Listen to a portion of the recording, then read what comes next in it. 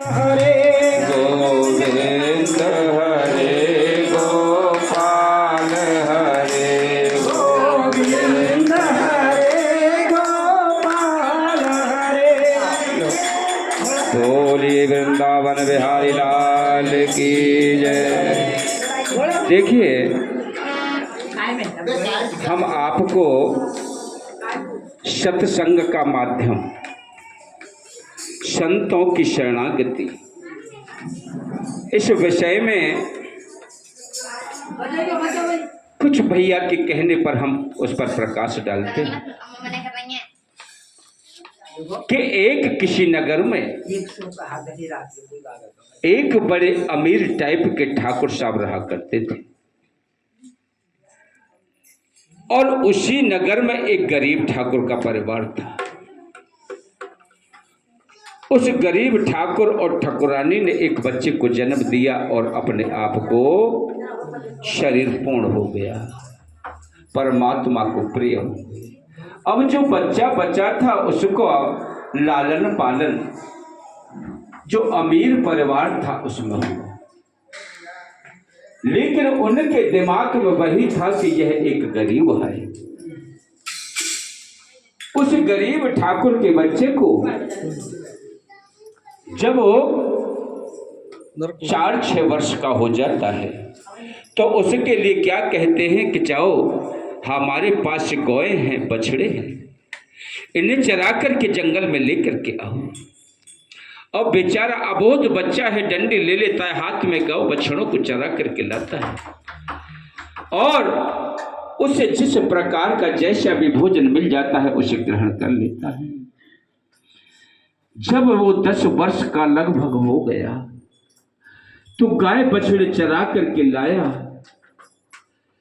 तो उसने आकर के उन गायों को गौशाला में बांध दिया और आकर के उन ठाकुर साहब के यहां पर एक नौकरानी रहा करती थी, उससे कहा कि अरे मैया, मेरे उदर में बहुत भूख लगी है और सुबह से मैं गाय चला रहा हूं, अरे मुझे कुछ भोजन मिल जाए तो मुझे तृप्त हो जाऊं, आप मुझे भोजन दे दो। उसने कहा कि ठीक है, बैठ, अभी मैं तेरे लिए भोजन लाती हूं। वो गई, जब घर के अंदर गई तो कुछ बासे कूसे बाजरे के टिक्कड़ रखे हुए थे, सूखे हुए, उन्हें ला करके दे दिया कि ले खा ले रोटी। अब बेचारा दिन भर गाय चरा करके जब आया, पसीने में लथपथ था और देख करके सहम गया, पेट में बहुत गुस्सा आया, लेकिन उन्हें महसूस करके रह गया, कहूं तो क्या कहूं और कह तो मैं कर ही क्या सकता। उन्होंने कहा कि मैया, अगर कुछ दूध दही अथवा कुछ मट्ठा वगैरह मिल जाए या कुछ लगेज मिल जाए तो इसके सहारे से मैं इस रोटी को खा लूं। उसने कहा तेरी फूट कौन आई गई, इतने को अजर रहीसों को लड़का ना है तू, ऐसे को राजा को छोरा ना है, सो तेरा दूध दही और मक्खन मिलेगो, अरे खानी है तो खा ले और चुपचाप इतनी मर्जी, मैं तो दे दी। उसके दिल पर इतना अटैक हुआ, उतना घाव हुआ कि आज अगर मेरे माता पिता होते, मेरा भी कोई घर होता, तो आज यह दिन मुझे देखने को नहीं मिलता, मैं भूख से नहीं तड़पता। वो वहां से निकल गया। उसी शहर में एक संत मंडली आई हुई थी और जैसे कि कथा होती है ना, इसी प्रकार उनका सत्संग चल रहा था। उसके कानों में भी सत्संगी ध्वनि आई और उधर चरणों को सीधा कर दिया। चलते चलते उस पांडाल में पहुंच गया जहां संत समाज बैठा हुआ। संतों ने उसे देखा तो कहा कि आओ बेटा, आओ आओ मेरे लाल, अरे कहां से धूप ताप के मारे भाई आ रहे हो, आ बेटा बैठ जा। संत भोजन पंक्ति कर रहे थे, उसी समय उससे कहा कि आजा बेटा भोजन प्रसादी पाले। उसे परिपूर्ण भोजन कराया तो उसकी आत्माएं तृप्त हो गई और संतों ने पूछ लिया कि बेटा आप कहाँ से आए हो? आपका कौन सा नगर है? आपका क्या नाम है? आपके परिवार में कितने लोग हैं? तो बेचारा अश्रुधार भर करके रो गया। कहने लगा है, स्वामी जी मैं तो बहुत गरीब हूं और अनाथ हूं।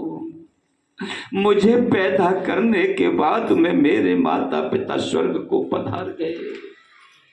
आज मैं कष्टों का मारा हुआ हूं, जो कि तुम्हारी शरण में आया हूं।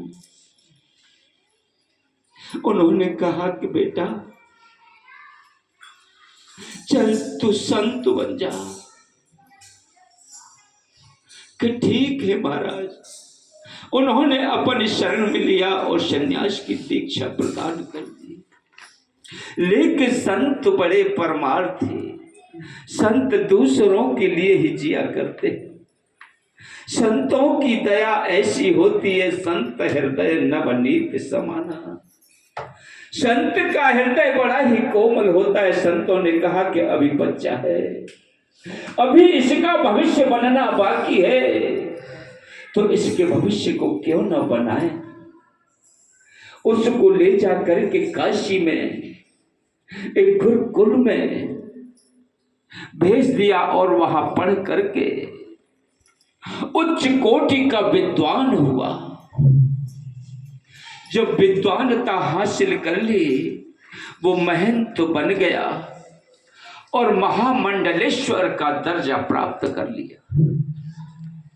अब तो वहां से उनके सत्संग की कथाओं की व्याख्याएं बाहर दूर दूर तक होने लगी कि बड़े अच्छे संत हैं, विद्वान पुरुष हैं, उनका सत्संग अमूल्य सत्संग है, भाई श्रवण करो तो सही, जीवन धन्य हो जाता है। अब उस नगर के जो ठाकुर साहब थे जिन्होंने उसको निकाल दिया था, उसी नगर का उन्हें निमंत्रण मिला कि महाराज आप हमारी बस्ती में अपनी कथा प्रसंग कहें। तो महाराज जी ने निवेदन स्वीकार कर लिया और उस नगर में पधारे। पधारने के बाद में उनका सत्संग हुआ, तो उस सत्संग को सुनने के लिए वो ठाकुर साहब भी जाते हैं जिनके घर में पला था। कुछ नगरवासी भी जाते हैं। तो वाकई में जब विद्वान पुरुष होते हैं तो उनके अंदर अहम नाम की चीज नहीं होती। उन्होंने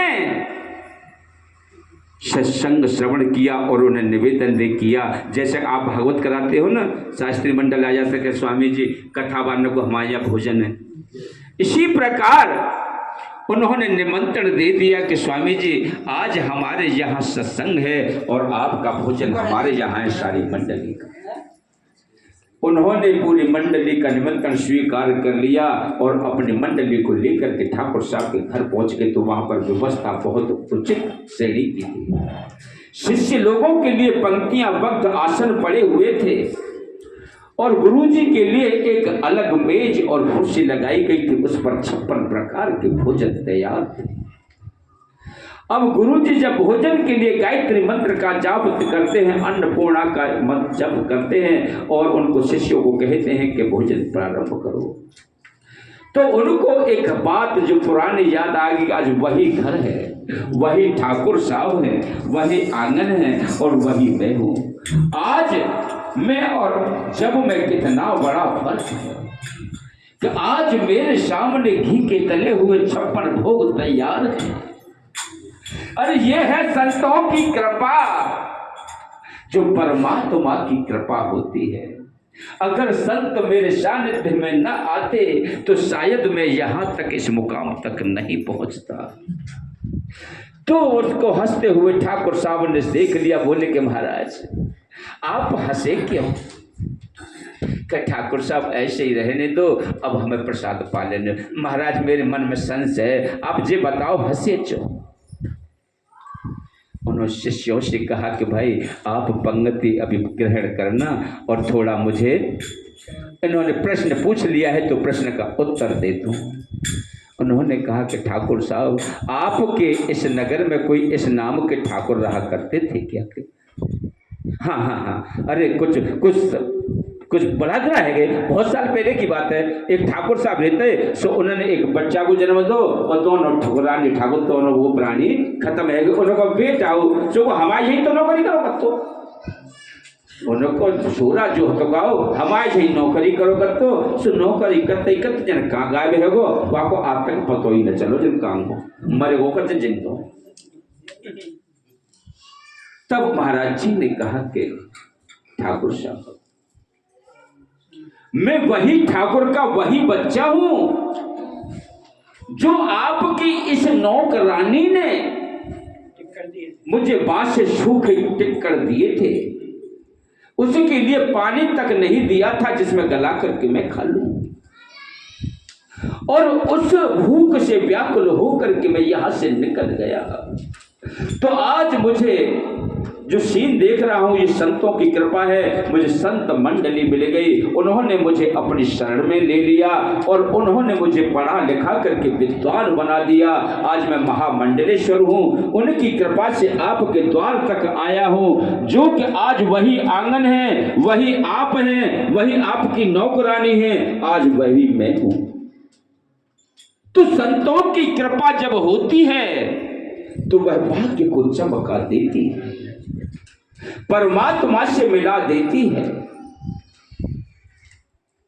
बोलिए गोविंद भगवान की जय। अरे चैतरे कुमारी, अरे चैतरे कुमारी नरतनो फेर ना मिले माया, संग ना चले हाय काया, संग ना चले। अरे चैतरे कुमारी नरतनो फेर ना मिले माया, संग ना चले हाय काया, संग ना चले। अरे चैतरे कुमारी माया फेर ना मिले माया, फेर ना मिले माया। दस तोल तेरी गई खेलू में, बीस गई तेरी मत की जेलू में, दस तोल तेरी गई खेलू में, बीस गई तेरी मत की जेलू में, 40 तक तेरी आके बेलू में हो,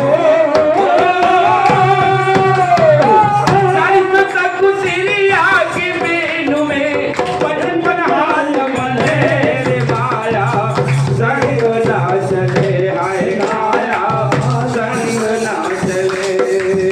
अरे चैतरे कुमारी नरतनो फेर ना मिले रे माया, संग ना चले हाय माया, संग ना चले।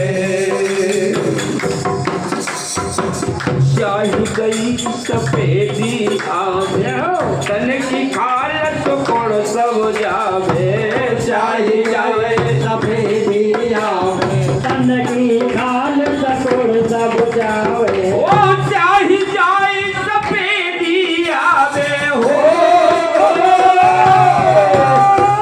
चाही जाए सफेदी आवे, तन की खाल तो कौन सब जावे, माया बिना मिले, ओ चाही जाए सफेदी आवे, तन की खाल कोड़ सब जावे, चाही जाए सफेदी आवे, तन की खाल कोड़ सब जावे, बंदर का सामू हो जावे हो,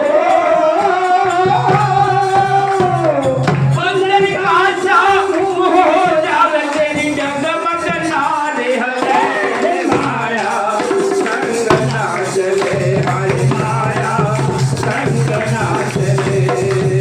अरे चैतरे कुमारी नरतनो फेर ना मिले रे माया, संग